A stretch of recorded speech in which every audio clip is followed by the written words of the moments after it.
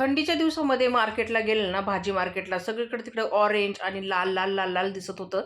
तर बघताच इच्छा झाली गाजरं घेण्यासाठी. मग काय, गाजरं घेतली आणि लगेच घरी आणले आणि स्वच्छ धुवून त्याच्या साली काढून खसा खसा खसा खसा किसून घेतलं.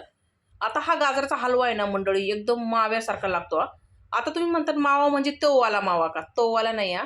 जे पेढ्यांमध्ये मावा वापरतात ना, त्याला मी म्हणते मावा तर इथं आहे ना, मग आता कढईमध्ये ना तूप गरम केलं आणि त्याच्यामध्ये मी किस टाकून घेतला आणि पाणी सुकेपर्यंत चांगलं गाजरातलं परतून घेतला.